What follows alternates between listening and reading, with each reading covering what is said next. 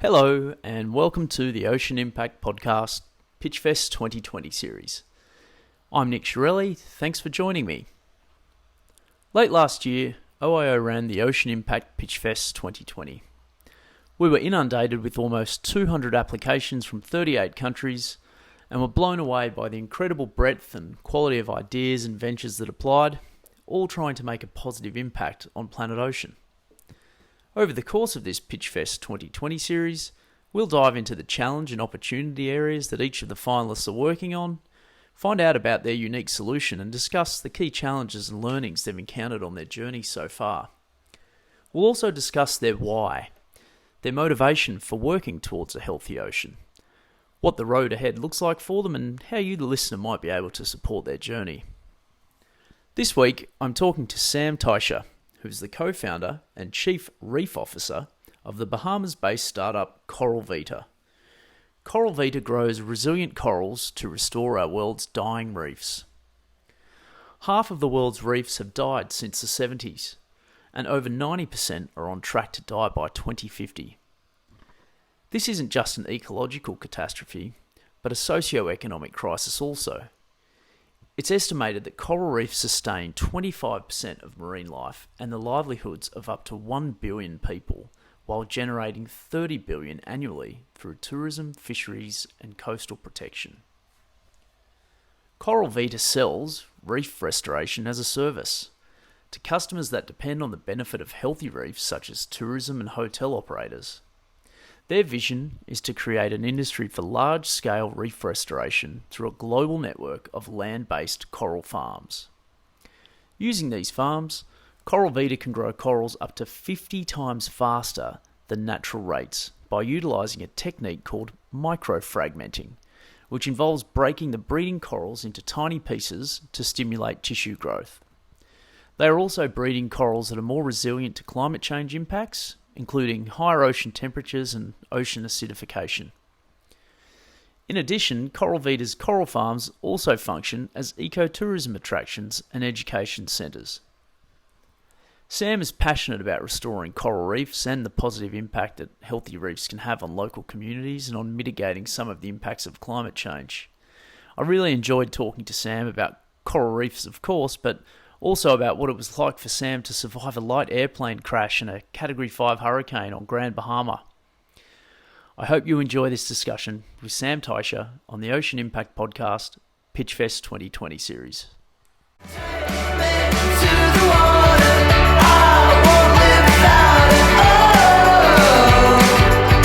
Can't take the ocean out of me. Good morning, Sam, and welcome to the Ocean Impact Podcast. Great to be here, Nick. Thanks for having me on. Excellent, all the way from the Bahamas. Thanks for joining. Look, Sam, let's get straight into it. We all know that the outlook for coral reefs globally it's not good, thanks to the impacts of warming temperatures and ocean acidification. I think the statistic is that half of the world's reefs have died since the 70s, and over 90% are on track to die by 2050. Let's not dwell on that too much. We know the outlook's not good, but you guys are tackling what appears at first glance to be an insurmountable problem, but you're not deterred by the size of the challenge whatsoever, and you're making good headway. Give us the backstory of yourself and Coral Vita, and exactly when and how did you realise that this was a worthwhile challenge to pursue? So I was born and raised in Washington, D.C., which is not the first place that comes to mind when you think about coral reefs. But my parents got my brother and I a scuba certification once we were old enough, when I was 13 years old. So I've had a lifelong love for ocean life and for nature growing up and sort of hiking in the Shenandoah woods and whatnot. Didn't think I was going to be a coral farmer, that's for sure. I thought I was going to work on education reform. My dad was a diplomat and worked in national security, and that had an appeal to me. But in college, I ended up studying climate change and political science because I saw it was something that was going to impact so many things that I cared about. Fast forward, got into grad school at the Yale School of the Environment, decided to take a gap year prior to heading back to school, and was looking at desk jobs back home in DC and environmental nonprofits and that kind of stuff. When my friend Doesnt, who's from the country of Mauritius, said, "Hey, I have this NGO, Eli Africa. We're doing at-risk educational work, but I want to set up an environmental branch. I want you to lead it." So I was, 22, going to go to grad school. I was like, "Yeah, I can do a tropical island for a year. That sounds all right." And so went out there, was doing educational work with the kids around the environment. We did reforestation efforts with mangroves as well as stuff on land. And then we got a grant from the United Nations to do a coral farming project, to do reef restoration in partnership with the Mauritius Oceanography Institute. It was a small grant, $50,000. It let us grow about 5,000 corals. But I got to see how in the right conditions, reefs can come back to life. This was an opportunity for me to just, do something with this ecosystem that I'd loved since childhood. And it was really remarkable. While I got to see the positive impacts of restoration, saw fishermen returning to a lagoon they had abandoned a decade before and setting up their traps next to the ocean-based nursery because there was so much more fish, seeing the colors and the life come back. It also was clear that there was a lot of challenges and roadblocks in the restoration model. So reef restoration, for those who don't know, it's been around for about 2 decades. Think of it akin to reforestation. So instead of planting trees, we're planting coral. There's been some amazing, incredible work done by communities and scientists and restoration practitioners, but most projects are grant and donation funded, like I got that grant from the UN. You have these underwater gardens that are small scale. You can only grow fast growing species of coral. There's other limitations. You got to set them up and maintain them near every reef you want to restore. All that sort of was becoming clear to me while I was doing this project. Go back to school, met my friend Gator, was my classmate. It's really his name. Brothers are Moose and Griffin. So definitely was destined to do the kind of work we're doing. And Gator and I were really thinking about big environmental challenges that our respective backgrounds weren't really solving at the pace and scale required. So in addition to the NGO work, I had worked in the policy space. I had an opportunity to intern doing climate adaptation policy at the Obama White House, worked for a coalition of island nations advancing conservation called the Global Island Partnership. Gator came more from the academia space, environmental science, and he felt like he was writing the obituary of the planet. I felt stagnated either by the funding limitations and impact from NGOs to bureaucratic inertia in government. And so we were thinking about things that mattered to us, and Gator grew up in San Diego, California, so also with the ocean in his heart. And we were thinking about coral reefs in my experience in Mauritius. And basically came to the conclusion that putting aside our love and the absolute wonder that coral reefs and sort of the environment has, even if you're one of those people that doesn't really care about the environment, coral reefs are incredibly valuable. They power tourism economies. Up to 1 billion people around the world depend on them for food and their livelihoods and shelter from storms. They sustain 1/4 of marine life. They reduce wave energy by 97%. They sustain fisheries. So you mentioned earlier, reefs are in bad shape. They're dying. It's not a prediction for the future. It's happening before our eyes. All that life is lost, and that's a tragedy, but all that value is also put on the line, and all the hotels and governments and insurance companies, you name it, who depend on those values also are at risk. So we thought, what if we create a mission-driven business that incorporates breakthrough science? Our view on the value of coral reefs, my experience with the older model for restoration, and our belief that you really can do business for good to break through in ways that academia and NGOs and policy aren't, led us to launch Coral Vita as a whole new model and way to scale restoration to make the impact we want to see to keep reefs alive for the future. Yeah, that's amazing. I want to pick up on something you said there around the additional benefits. It's not just about a conservation initiative. It's not just about bringing colours and life back to a reef, but it's about people as well, and it's about the impact on people. And, I'm interested in your take on this, because one of the things that annoys me with the sort of accepted outlook that people take is this idea that we sort of segment impact initiatives into environmental or social. And to me, that is just a completely flawed logic. I mean, show me an environmental initiative that doesn't have a social component. Show me a social initiative that can't positively impact the environment. I mean, they're so interconnected, it's not funny. And this idea that, you'll speak to philanthropists from time to time that will say, oh, no, I'm only interested in social initiatives, or we don't do environmental stuff. And it really frustrates me, that outlook. Yeah, people and planet are connected.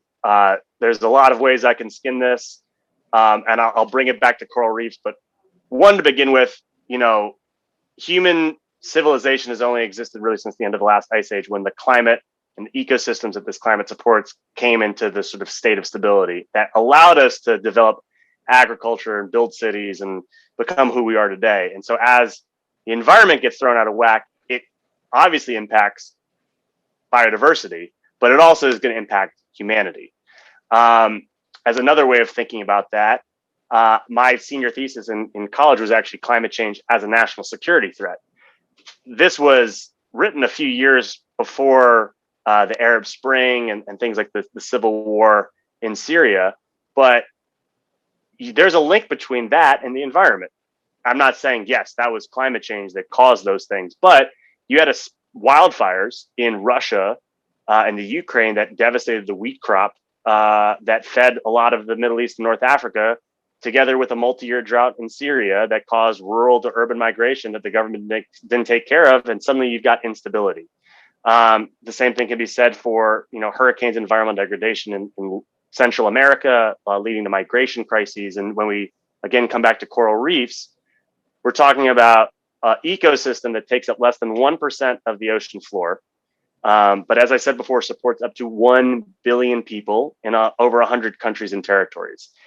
There are obviously connections to cultural heritage for a lot of indigenous communities that matter. And then artisanal and commercial fishing communities and industries, dive operators and hotels and taxi drivers that rely on snorkel and scuba tourism. And then in places that suffer from cyclones and typhoons, coral reefs are living seawalls. But as they die, that protection value is lost, and people's lives can be lost. You can see that from not just coral reefs, but things like mangrove forests as well. So that's why, for me, I care about the environment for its own sake, and I think everyone should. But even if you don't, if you're worried about refugee crises, if you're worried about your local business and a tourism economy, if you're worried about food on your plate because you like a seafood dinner, even if you're in the middle of Kansas, there are connections to coral reef health and all of us. I think that's such an important lesson. I think the world will be a much better place when people appreciate the interconnectedness of people to planet. And when you talk about a thriving ecosystem, I mean, what underlies that is that all of the parts of that ecosystem are thriving. You can't have some healthy and some not healthy. Everything's interconnected, and we need to appreciate that more in terms of coming up with solutions and not degrading the planet and ourselves. Absolutely. Further. Hey, Sam, let's. I want to touch on a point of difference for you. From what I understand, what you've spoken about offline and what you just went through there, the key difference between what Coral Vita does and your approach, as opposed to conservation initiatives with coral farming that have been around for a while, is your commercial model and building a commercial model around it, and the fact that you're using land-based farms. Tell us a little bit about your business model. Mm-hmm. What makes it different, and essentially, I mean, who are your customers? Who are the people that are paying you? How do you think about finding customers for what would seemingly appear as a common good initiative? Well, before I talk about how and why we're different, I do want to give a shout out to all the amazing coral farmers and restoration practitioners that are out there, the scientists, the communities, the NGOs, because we're really talking about a team effort to take care of the ocean that sustains us all. And there's not sort of one way versus another. It's sort of all ways together. So with that in mind, the key difference, as you said, is we're doing land-based commercial coral farming for restoration. So most NGOs who are sort of the bulk of restoration practitioners, they typically do ocean-based coral farms, underwater gardens, like the kind I did when I was in Mauritius, often with PVC pipes and ropes, and sort of corals are just given a little garden area to grow in before they mature and reach the sizes that are suitable for outplanting, for installing back into the reefs.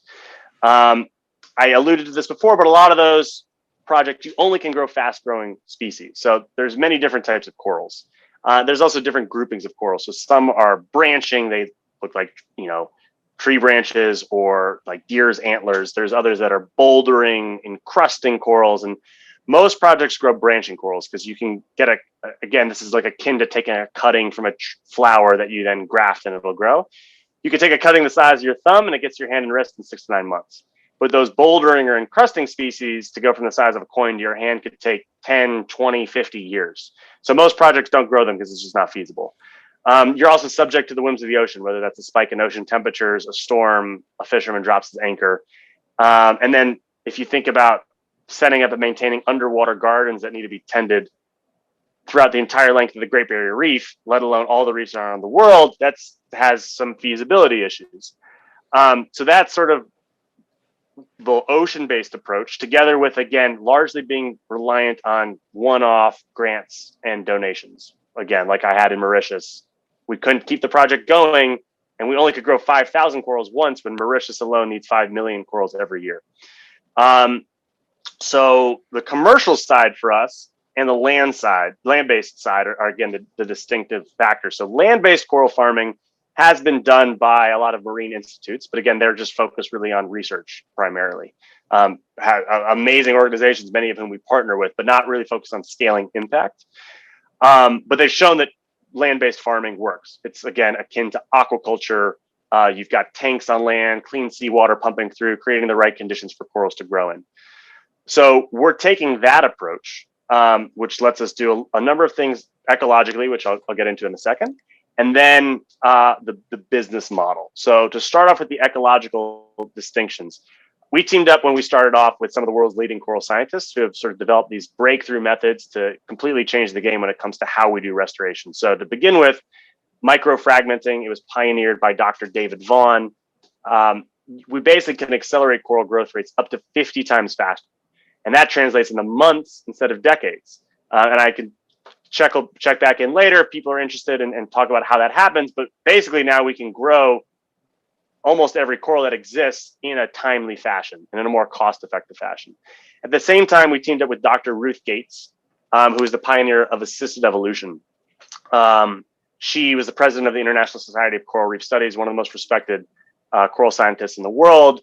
Partner with Dr. Madeline Van Oppen, who's based in Australia, and basically looking at solutions for how do we help corals and reefs survive threats like climate change. Ruth tragically passed away from cancer a few years ago, but we continue collaborating with her lab in Hawaii and others in this space. And while a lot of the research is still ongoing, there's a lot of unknowns. We do know that things like acclimatization work. So those tanks where we grow the corals, again, rather than being subject to the whims of the ocean, we can modify things like temperature or pH, look at predictions for the future, and basically take the corals to the gym, raise the temperature, stress test them, see which ones are the winners and losers, crossbreed them together when it's time for spawning. And when we outplant them, they have a better opportunity to survive. So the land-based system gives us those opportunities. And then if we have enough land, we can just keep adding tanks and potentially supply an entire island or nation's reefs from a single site. So that's why we took land-based farming. The other side of it is the commercial approach. So again, grants and donations, it's a very, very, very low plateau in terms of making the difference we need to see for reef health. Looking back on those tourism and coastal protection and fisheries values of reefs, we have two main pillars to our business: selling restoration as a service and ecotourism. Selling restoration as a service, if you're a hotel that relies on snorkel and scuba tourists, a government with national interests related to reef health, a coastal property owner, insurer, a development bank, a cruise line, corporate sponsor, you keep going down the list. If you depend on the values of reefs or care about them, you can hire Coral Vita to restore them. And then our farms, while they exist on land, act as revenue-generating tourism attractions. People pay entrance fees like they're visiting an aquarium. They can pay to plant coral or adopt them with our team. We also turn the farms into education centers for local communities to sort of build that capacity on the ground for the people who rely on the reefs the most. But all told, using that model to unlock the funding to do ecosystem scale restoration, to grow hundreds of thousands and millions of corals from each farm, and eventually growing, hopefully, very much hopefully, in the future, billions of corals, and making this a self-sustaining system to take care of reef health. Yeah, excellent. And why wouldn't a tourism operator or a hotel be interested in this? I mean, let's talk about that for a moment. Are you finding that most of your customers around tourism, is it a combination of being concerned about the reef out the front and genuinely concerned, but are some of them also looking for the good, marketing perception that they're doing their bit? Or is it which point do you leverage first and foremost, I suppose, when you're leading these conversations? It's a know your audience thing, because I think both points are valuable. Again, if you owned a hotel and I wanted to come scuba diving, I'm probably not going to come to your hotel, Nick, if your reef is dead, right? If I want to see beautiful fish, I'll go somewhere else.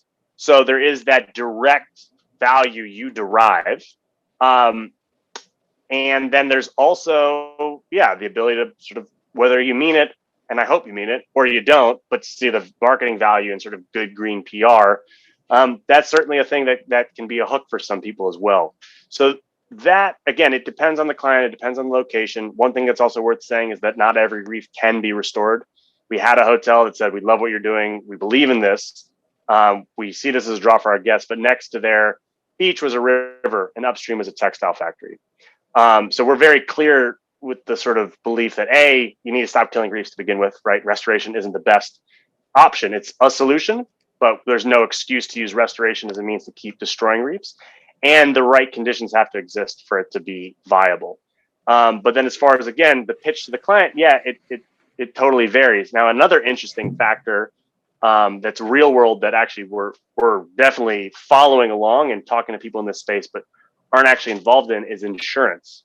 So the Nature Conservancy, together with Swiss Re, one of the biggest reinsurers in the world, the Mexican state government of Quintana Roo, so the Yucatan Peninsula, and then some hotels basically said, hey, look, hotels, forget about the tourism benefits of reefs. These reefs act like seawalls. When hurricanes come through, if these reefs are healthier because you've either actively protected them by cutting down on pollution or are paying to restore them, your payouts are going to be better in storm events or your premiums will be lower. So forget about the benefits you can derive from tourism. If you pay to restore these reefs, you're going to have a better insurance rate. That's a really interesting hook and market driver too. So you sort of scale that outwards. Again, depends on what client you're talking to and what their interests are. But there's a lot of ways to sort of tailor this to their values and needs. Right. So you're not specifically targeting the insurance companies per se. You're leveraging insurance when you're speaking to tourism operators and saying, well, you need to have a look at this because, the business, the economics of it is going to, makes this a worthwhile venture for you. Yeah, and yes, and we are also talking to like executives at Swiss Re who are piloting that, and some other companies who are really at the forefront of. There's a whole space. There's a great organization called the Ocean Risk and Resilience Action Alliance, ORA, and they're working with some very. The insurance industry isn't who comes to mind when you think of environmentalists, but they are pragmatists, and they definitely see the value in healthy oceans and healthy ecosystems for their bottom lines, and so also. Whether they are direct customers or they are driving things so that customers like hotels are interested in what we're doing, following along to those currents is definitely something that we're engaged in.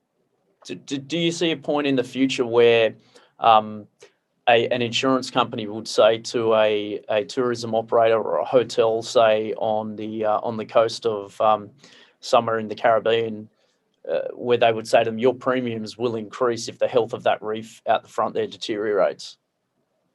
Yeah, I could see it happening.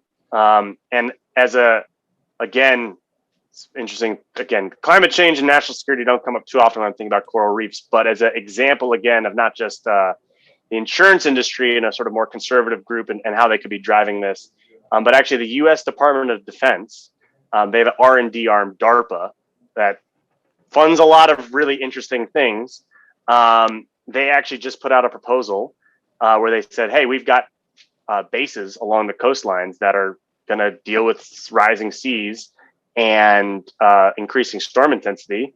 We want to see innovation in the space of living seawalls with a specific call out for oyster and coral reef restoration.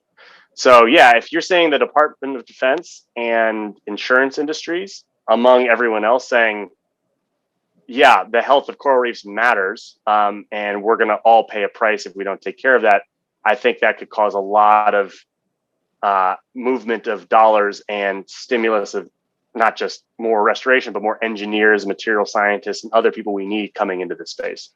Yeah, it's much easier when you can talk about a value proposition being the restoration and conservation and the ecological benefits, but also at the same time, just as importantly, there's a huge economic driver for people to get behind this. That's a sweet spot. It's the world we live in. Yeah.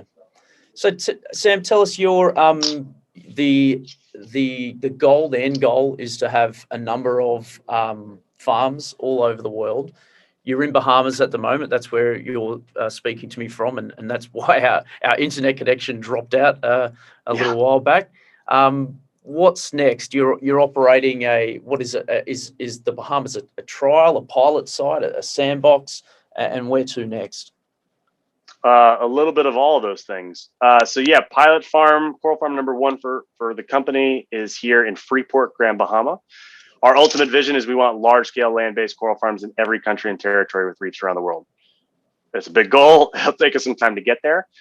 So the idea was we needed a place to test our model. And so the three main things we were looking for was, is there an ecological need and opportunity? Is there an economic opportunity, and are there good partners? So on the ecological side, 80% of the reefs in the Bahamas tragically are dead. So you said earlier, half the world's reefs are dead.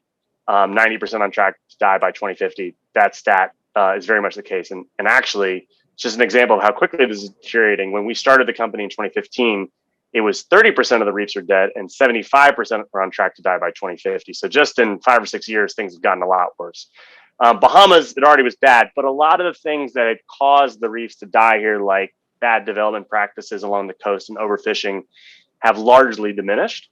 So there's a good opportunity to restore the reefs.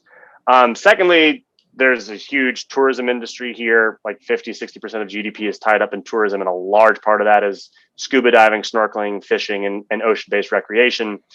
Having gone through Hurricane Dorian myself in 2019, coral reefs protect coastlines, as do mangrove forests and other ecosystems. And then you've got a huge both artisanal and commercial fishing industry here. So definitely opportunities on the value of reefs, in addition to, having, although not during COVID, a lot of tourists coming to the island, particularly through cruise ships, looking for fun things to do. So being able to just generate revenue by the farm being an ecotourism attraction. And then finally, there's a group here called the Grand Bahama Port Authority that best can be described as a sort of a quasi city state. There was developers in the 1950s. They got a 100-year Hong Kong style lease over about a third of the island, and they issue the business licenses. They maintain the roads. They have great relations with the sort of different operators on the island. And the younger generation basically has a whole vision for conservation and sustainable development. So they really pushed for us to come here. We were looking at the British Virgin Islands, the Dominican Republic, and we got land for next to nothing. They got the government to support us and get expedited permits and business licenses. And so all those things came together, and we chose Grand Bahama. And actually, just as a brief aside, they're looking to sort of take that idea of all these ocean solutionists trying to solve problems around the world, but often struggling to find the right location to do field testing. And they've created something called the Blue Action Lab, which is a new nonprofit that's trying to act as a hub for people to come test their solutions for everything from ecosystem restoration to disaster preparedness to renewable energy here in Grand Bahama, to then scale it globally. And for us, that's the idea: is pilot farm, scale up to high-tech facility, which we're just in the process of doing. We just concluded a $2 million raise to do that. And then in about 2 years' time, raise a Series A and then start launching farms in more countries around the world. Excellent. What are some of the countries that you're looking at? You talk about partners. If there's people around the world that are listening to this now and are interested in what you're doing, and they would like to reach out. I mean, what are you looking for? What's an ideal partner? What do they bring to the party, and how does that, what are the sensible growth areas that you're looking at next? So a good partner, I mean, there's not like one size fits all. I mentioned before, for us, it's about working with local communities. It's about working with the government. It's about working with the private sector. So the partner can be from any of those or a combination. But for us, what makes our life easier and makes it more compelling for us to set up shop for our future farms is having access to land that's near a clean source of seawater, at a sort of a way that we don't have to spend a lot of money on acquiring that land, having the ability to do coral restoration, getting the right permits quickly, right? So we were initially looking at the Florida Keys for farm number one, and we're told, although with a great amount of enthusiasm for our work and a desire for us to set up shop here, that the government regulators said, look, it's a marine protected sort of sanctuary area. It's going to take you 6 years to get the coral restoration permits. And we got those permits in closer to 6 months in the Bahamas. And then also having people assess whether they're scientists and they know where reefs are opportune for restoration in that region, people who are able to introduce us to potential customers. All of those things kind of come into play for how partners can really help us set up shop. And then, as I said before, there's the opportunity to have a self-sustaining marketplace to support restoration. There's that ecological need and opportunity. And then as far as where we're looking, I mean, we definitely have more inroads in the Caribbean, from Barbados and the British Virgin Islands to Mexico and Curacao, but we're talking to people in Fiji, Dubai, the Maldives, Mauritius, and as well as Australia. I had the opportunity, there was a big conference around coral reef restoration in Cairns in 2018 that I attended. And, whether it's the Great Barrier Reef or Ningaloo, those are places that eventually we absolutely want to be working and helping the reefs and communities there. Yeah, so you mentioned that there needs to be an ecological need. So is there a reef that can be, that's in bad shape, but not such bad shape that it can't be brought back? You need to be pragmatic. There needs to be an economic opportunity. And then, in a partner, you're looking for people to bring to the party, possibly local knowledge, cultural inroads, because you need to be sensitive to the particular place you're working in. Absolutely. Local science, and if they have access to some land, well, that's fantastic also, right? Because you need space to do what you're doing. So if there's any potential partners out there, I might just flag it now.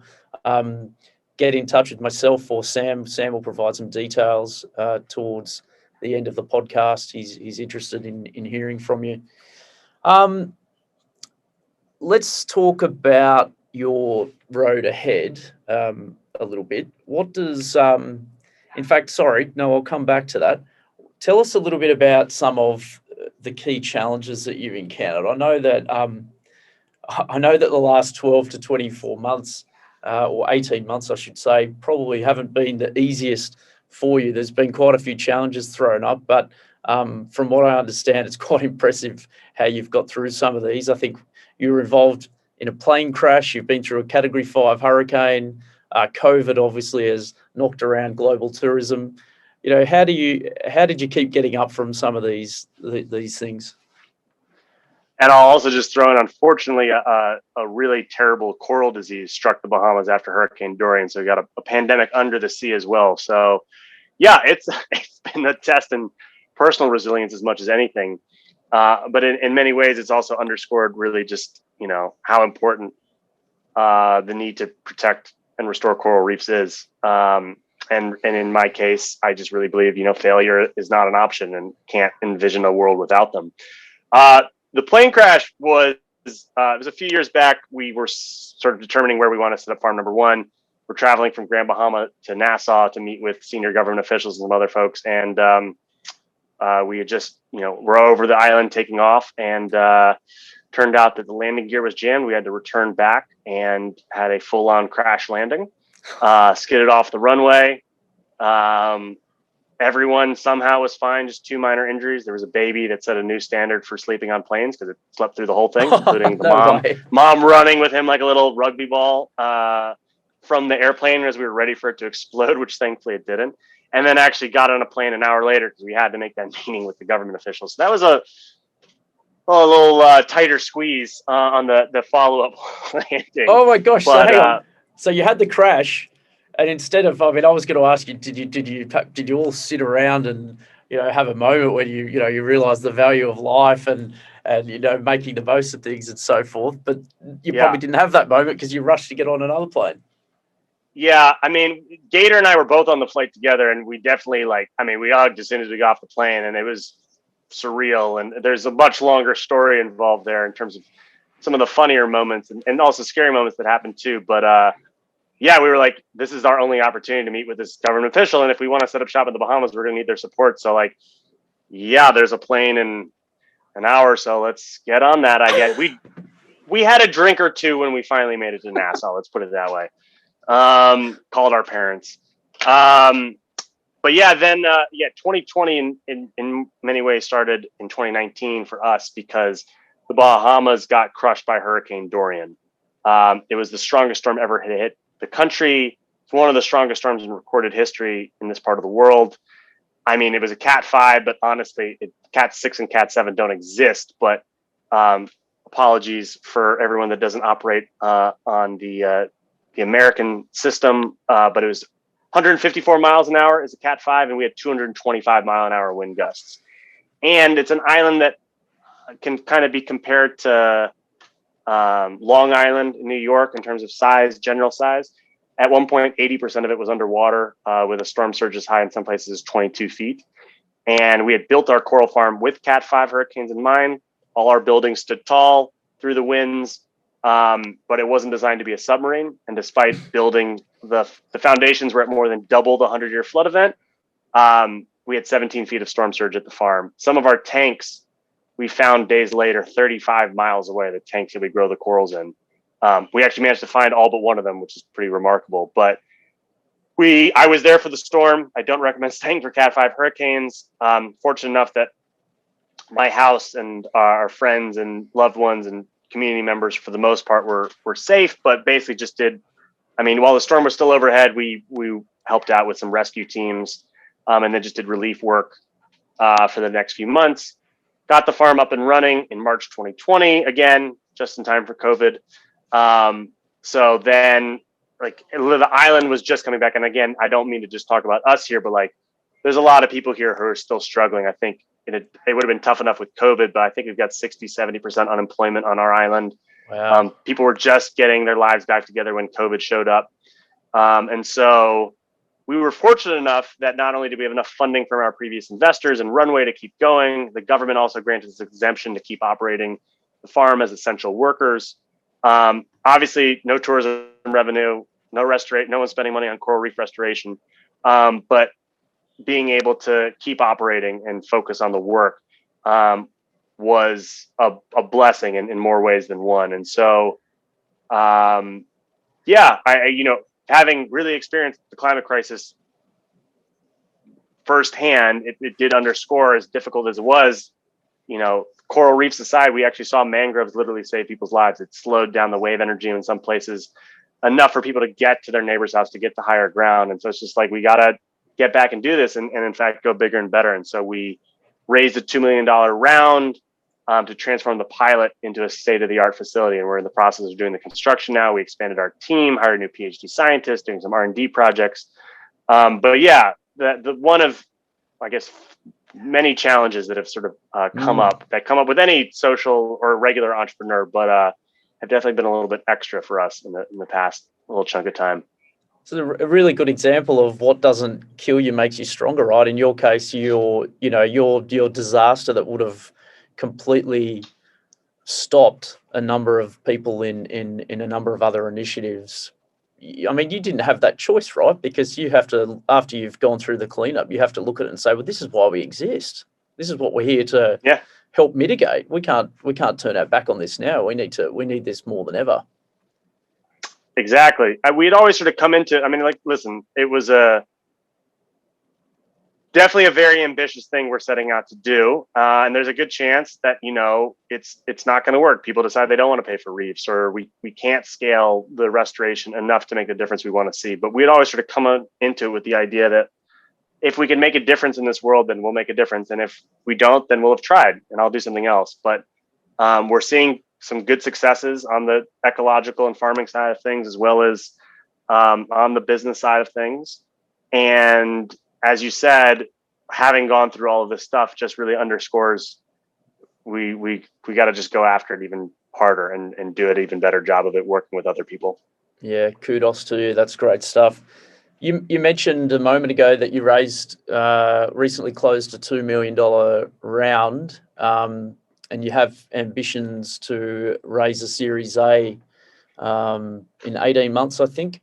Tell us a little bit about that round, the types of investors that are in that round, and what you look for in an investor, and what does the next 12 to 24 months look like?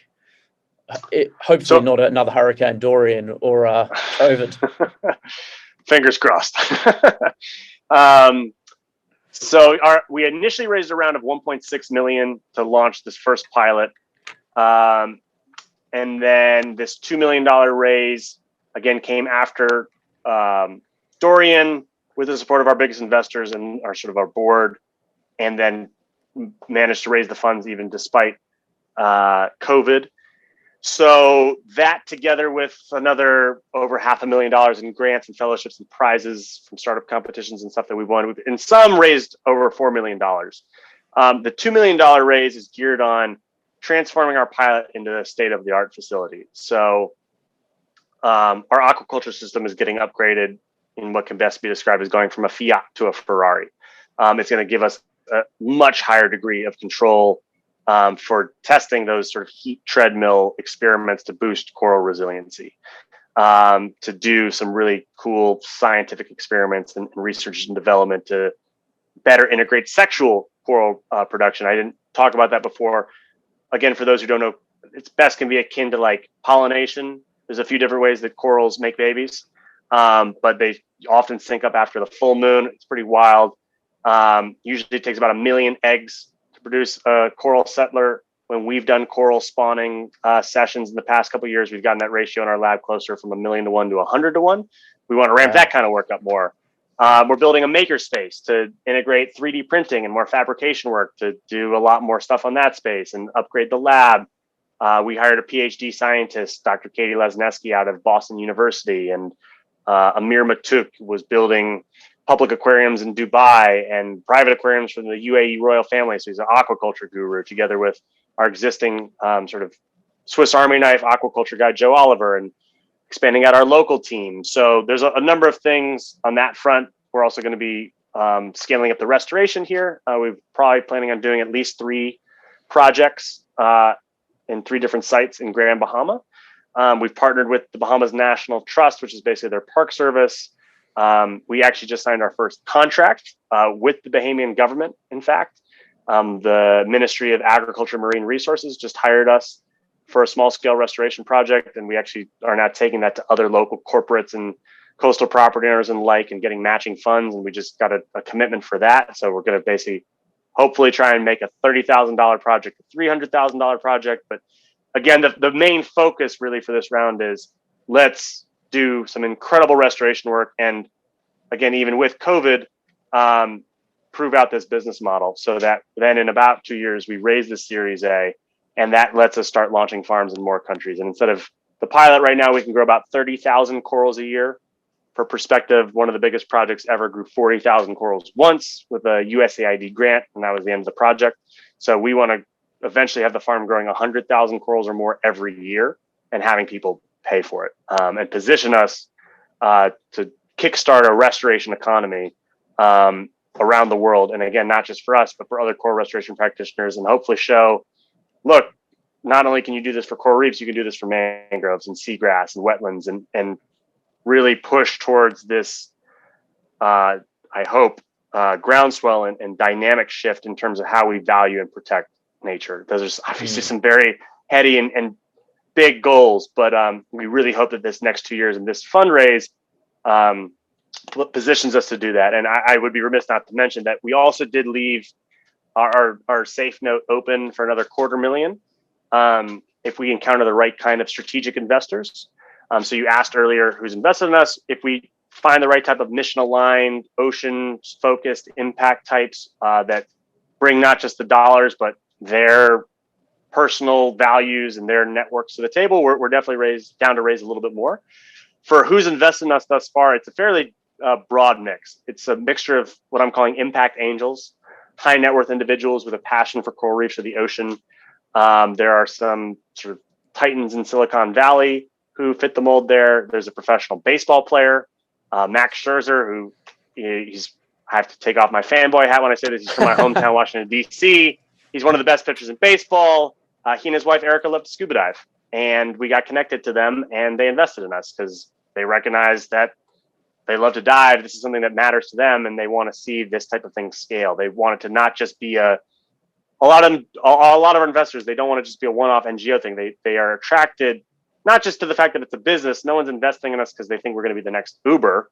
I'd love to make as much money as possible, but the idea more is that by being profitable, we can then scale impact, right? It's a mission-driven for-profit. And really it's that the investors invest in the mission, the belief that we have a whole new business model, really a way of doing business that's exciting, that hopefully can make a difference. We do have a few Silicon Valley VCs, Adam Draper from Boost VC, Max Altman from Apollo, together with some other ocean champions and impact funds, with also some foundations who put in either program-related investments or sort of gave us grants and the like. So a very broad swath.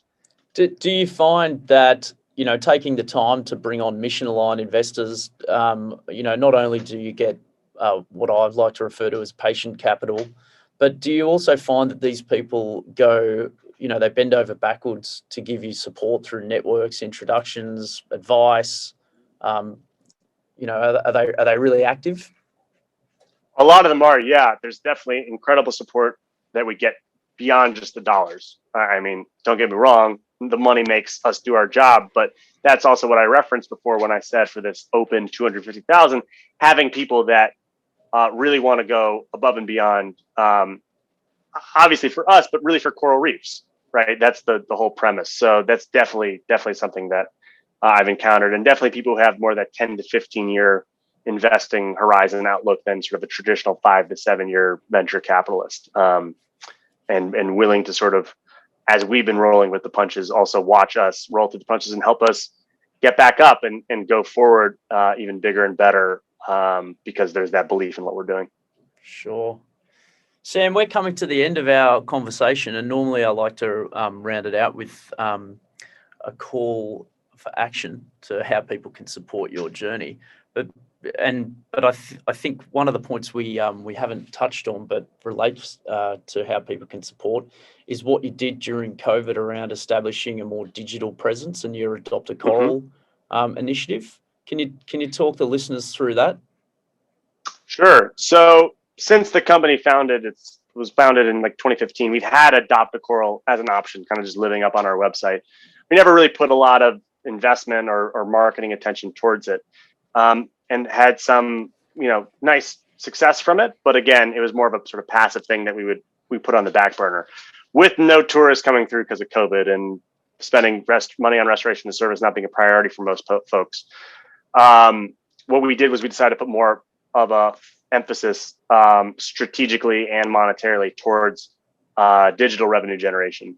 We're still exploring things like doing virtual farm tours, so people can tour the farm as if they were in the Bahamas. Haven't launched that yet, but really did put a lot more into Adopt a Coral. So if you go to our website, www.coralvita.co, or check us out on Instagram or any of the social media feeds, is at Coral Vita Reefs. We give people the opportunity from wherever they are in the world, whether it's Sydney or Nairobi or Dubai or Nassau, Bahamas, to adopt a coral for the holidays, for a birthday, for yourself. Many different sort of levels that you can sort of give at, but it helps fund our work, right? You are actually paying for us to go out and restore reefs, while also, giving a cool gift that also then has a story behind it, right? Because we also hope not only to use the money to fund our restoration work and sort of help grow our following and brand, but also raise awareness about why reefs need to be protected in the first place. Climate change can tune a lot of people out. It's complex, and there's for some reason still controversy around it. But the act of planting a coral is fun, and it's Instagrammable, and it's sexy, and you're doing something that's making a difference. And then if you come and plant corals with us, or if you adopt a coral, it's an opportunity to have a larger conversation about, well, why does that coral need to be grown and outplanted? What's happening in coral reefs? Why do they matter? And what can we do not only to restore them, but as I said at the beginning of the program, what can we do also to stop killing them? What can we do to protect them? And then drive further action beyond just funding us to take care of these reefs. So that's something that we did kickstart more, and we're going to be ramping up even more in the months and years ahead. Also, hopefully ramping up more educational stuff too digitally, sort of the revenue side of things aside. But that's certainly one call to action. A few others come to mind, but I didn't want to jump into them right away. If you had something else you wanted to ask or bring up. I was just going to touch on the fact some people are, that are sold on the problems around coral reefs. They might be thinking, well, how can I, what can I do? And people say, well, get others to support, create awareness, tell people about it, tell your friends. Well, sometimes that can fall on deaf ears. A better idea: buy them a coral, adopt a coral for their birthday. Don't buy them another junk item that they don't need. Buy them something where they can, become aware of the issues and feel attached to something. Yeah, it's exactly how we think about it. And again, you then have a connection with that coral, with the reef that's being restored, and greater awareness about the issue. One thing that I would be remiss not to mention as well is there's definitely a little bit of controversy. This is the case in the United States, and I know it's the case in Australia too, where either people think, we can just restore our way out of this and don't need to, implement measures to stop killing reefs, like acting on climate change or ending pollution or dredging and stuff like that. And then other people who think, well, if we do restoration, it's putting up the white flag or taking away funding from conservation efforts. And I actually think it's sort of, we need to do mitigation and adaptation.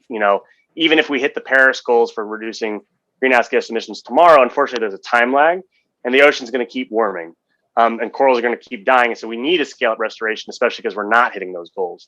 And so again, just to circle back towards, well, what's a way to engage with people that's fun and impactful? We think Adopt a Coral is a place to start on that front. Yeah, and it's, we need a number of things like this that build community support into an initiative. And for those people that think, that's a real small scale bottom up approach. Well, no, I say no to that, because you take a bottom up approach and you bring community into it. And when we hit a tipping point of support by going bottom up, then that's when we get people looking at policy change top down, and we can hit the tipping point. So it's important that we do look at both. Any other areas, Sam, that people can support? You've got Adopt a Coral. We've talked about potential partners reaching out. Where can people go to find out more or be involved? Yeah, so www.coralvita.co for our website, at Coral Vita Reefs on all the sort of main social media channels. All about collaborations and partnerships, whether that's a potential new location for a coral farm or potential customers, but also, we work with a lot of research institutes around the world. I know there's some amazing scientists working in everywhere from Australia to Israel to Mexico. And, we want to use the best science. We want to work with the other coral restoration practitioners and NGOs to do this hand in hand. And this may seem a bit boring and pedantic, but I would say, as far as another call to action, if you're lucky enough to live in a country that's a democracy, vote for people that are going to take care of the planet that takes care of us. Again, this is not a tree hugger issue anymore. This isn't hippy dippy environmentalists. This is dollars and cents. This is national security. This is tourism and your homes, and really life as we know it on this planet. And I think we can see from what just happened in the United States how radical of a shift votes in the right way can shift the needle on things like climate action. And if we take care of things on climate action, that's going to make my job easier. I want to get put out of business. That's not happening anytime soon. I know that's weird to say as a businessman, but I don't want to restore coral reefs anymore. So you can support us by adopting a coral. You can support us by spreading the word, and you can support us by helping ensure that our leaders in government and business and the media are taking care of coral reefs and all of these ecosystems. I love it. Absolutely. Well, Sam, it's been great to talk to you, mate. I love what you guys are doing. Coral Vita are really flying a flag in this space, and it's been amazing to watch you grow over the last couple of years. All the best for the future, and thanks for talking to me today. Thanks so much, Nick. Have a wonderful one, and thanks for everyone for listening in. Hopefully you'll be able to come plant a coral with us one day soon.